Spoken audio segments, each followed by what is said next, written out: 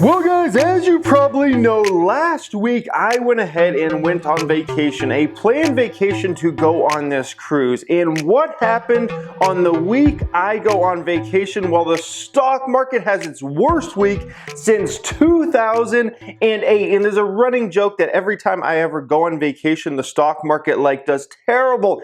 You ever seen that statue where the guy is holding the earth on his back, okay? I feel like I'm that guy, but it's the stock market. Because it seems like almost every time I go on vacation, the stock market just has a really bad time. In the week I have a vacation plan, literally the stock market has its worst week since 2008. You guys know what I love to do. I love to make YouTube videos for the two channels. I love to look into companies, find the next great stock, invest in that stock, and I love to help people in my private group. That's what I enjoy doing each and every day. This whole vacation thing, man, it's not for me, and it's clearly not meant for me because every time I swear, every time I go on vacation, man, the stock market's just a disaster zone, okay? I mean, sitting on the beach for 15 minutes, drinking a pina colada, I guess that's fun for about 15 minutes, and then I get bored real fast, and I'm like, let's get back to work, man. This is what I actually enjoy doing, okay?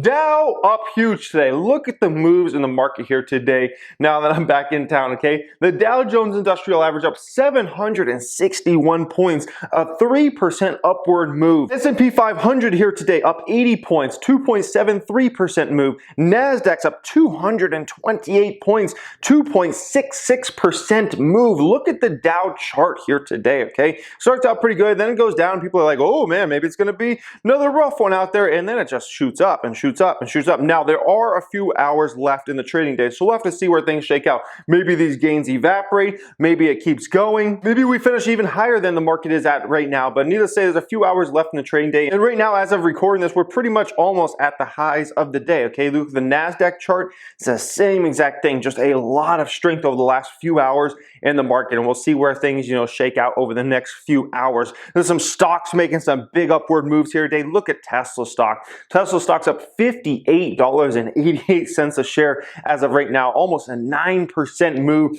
for Tesla. They're back into the 700s once again. No, it was interesting because the market was down big again on Friday, and there were some stocks that were actually up big. One being Uber, okay, another being actual Carnival Cruise Line, right? But those stocks are down big today. So the market goes up huge today, and you see Uber making almost a 4% downward move. You see Carnival Cruise Line making, almost a 4% downward move there as well. It's very, very interesting because those stocks literally on Friday, when the market had another rough day, were up big, okay? So it's very interesting that all of a sudden those stocks are down here today, okay? And I remember there used to be a lot of talk many years ago about the risk on, risk off market, and that's what this reminds me of right now, where it's with the whole Rona situation, people are like, no, I don't want to take any risk. I'm selling my shares. I'm taking, no risk in the market. And then all of a sudden, here today, people want to all of a sudden take risk. And it's just very, very interesting. We'll see where things go with this whole Rona situation. Some big upward movers here today in the S&P 500, okay? Look at Costco here today. It's leading all S&P 500 stocks here today, up over 9%. Costco stock here today, okay? What a move for Costco stock. Clorox is up over 7% here today. Those are absolutely huge moves for Costco and Clorox. Those are not the type of stocks that usually go up 9 and 7% in a day, okay? Let's just put it that way. Now, over the course of this weekend, of course, I wasn't even on land. I was in the middle of the ocean. But over the course of this weekend, from my understanding, Costco stores were ridiculously busy, the busiest Costco stores have pretty much ever been, from my understanding, with the whole Rona situation going on right now.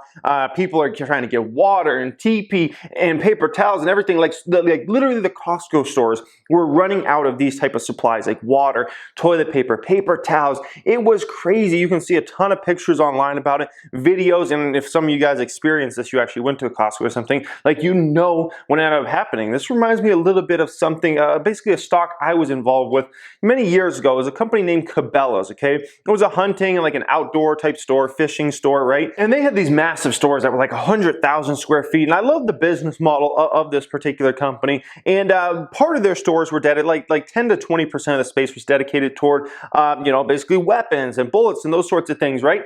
And I remember when Obama got elected on the second term, there was so much fear that Obama was going to take all the guns that, just gun sales went crazy. Bullet sales went absolutely nuts in 2012 into 2013. They were record years. Everybody was so scared that Obama was going to take the guns. And needless to say, this benefited Cabela's Cabela's in a massive way, not just because people buying those direct items, but they would come into the stores to buy those direct items and then buy other things that were actually in the Cabela's store, okay? You look at a 3-year chart from basically 2011 to 2013, 2014, this stock went from literally a stock that was like 20 bucks to it was over $60 a share in about a 3-year span. It was absolutely amazing. It's one of my best stocks ever. It's definitely in my top 10 best stocks ever, and I think it's the first stock I ever made a profit of more than 5 figures on. I believe it was the first one ever, and so Cabela's, that was, needless to say, very interesting, and just a different thing going on right now with Costco because everybody's stocking up on supplies like crazy. Fear is a crazy thing, man. When people get scared, some irrational things start to happen. So something else really big happened today, okay? The Robinhood app. The Robinhood app is experiencing a system-wide outage, which most of you guys that watch my channel invest in the stock market in some kind of way, right? The Robinhood app, a lot of you guys use it. It's probably the most popular one. Robinhood app has been down for like hours for today. What a drama show it's been over at Robinhood. Robinhood, the first free trading pioneer, which was favored by younger traders, says it was experiencing an outage Monday. Said, quote, "We are experiencing a system-wide outage. We are working to resolve this issue as soon as possible." The company said in a message to clients on Monday, "Your portfolio information is not available right now. Please check back later," read a Robinhood message to clients posted Monday on Twitter. Many other tweets showed the app with a blank or white screen when they would log in. The Robinhood help on Twitter said this, okay? It said, our system is experiencing downtime issues that are affecting all functionalities on our platform. We are aware of the issue and are working to have all systems up and running as soon as we can. We're so sorry this is happening, guys. This is pretty crazy, needless to say. Look at this guy on Twitter, okay? This is, I'm sure, like probably a Robinhood user. He says, this is a major concern. A platform this big can't be down for an hour and a half plus during market hours. And I would completely agree with that guy. And I tell you what, the stock trader group and stock investors are definitely relentless people. And man, you go down for hours upon hours. That is just a bad look, okay, for the Robinhood app. No, so I've been with Fidelity Investments now for like, basically since I started in the stock market, 2008, 2009. And I can say I've never experienced this. I'm not saying that it hasn't ever happened or it won't ever happen to Fidelity, but I've never personally experienced this. Every single time I've ever went to buy or sell a stock during market hours, the app has been open, the website has been working, and that's what I can say about that. And that's kind of the thing that scares me a little bit about Robinhood, is the Robinhood app is so new still. It hasn't been through a lot of dramatic things like crazy volatility and whatnot in the stock market for the most part. And so I do kind of worry about an app like that, but needless to say, hopefully they get it back up and running. And that just sucks for anybody out there who like let's say they want to buy heavy a stock and it was down big this morning and now it's substantially higher. That sucks for those individuals, obviously, because you're talking about the amount of money that could be missed in a situation for just an individual. Could be hundreds of dollars, thousands of dollars, or tens of thousands of dollars, depending on how much money that person has. So, it is what it is there with Robinhood. We'll keep an eye on that as things progress. Just taking a look here at Tesla stock, and just kind of as I was prepping this video, Tesla stock's now up nearly 10%, up over $65 per share now. Holy smokers, this ain't no joke in regards to Tesla. So guys, I think the market has something bigger going on right now than just the Rona situation. I want to explain that, okay? So let's just kind of recap everything that's happened in the last 2 weeks, okay? So 2 weeks ago, the stock market doesn't care at all about the Rona situation, right? Like literally 2 weeks ago, we were reaching pretty much all-time highs. Dow, S&P 500, Nasdaq, a lot of hot stocks were reaching all-time highs 2 weeks ago, and everybody knew about the Rona situation, and it was spreading. And like this is not like something that just came out of thin air or something like that. Like this has been known for like at least a couple months now, right? And so 2 weeks ago, market doesn't care at all about Rona. Then all of a sudden last week, the stock market all of a sudden cares so much about the Rona, and it's in every headline, and it's all over the internet, and all of a sudden the Rona is like the biggest thing in the stock market, and that's all everybody can talk about, and the market freaks out, the market goes down massively, right? And it's all on the back of the Rona situation. And here today, after everybody just stocks up on a ridiculous amount of supplies at Costco over the weekend, and everybody like is reading the headlines and everybody's like scared about the Rona, now all of a sudden the market doesn't care about Rona anymore. It's like, what is going on? 2 weeks ago, they don't care. Last week, all of a sudden, it's all that matters. And today, all of a sudden, it doesn't matter again. And it's like, what is it, stock market? Like, do you care about this Rona situation or do you not care about this Rona situation? In my opinion, there's something bigger going on here, okay?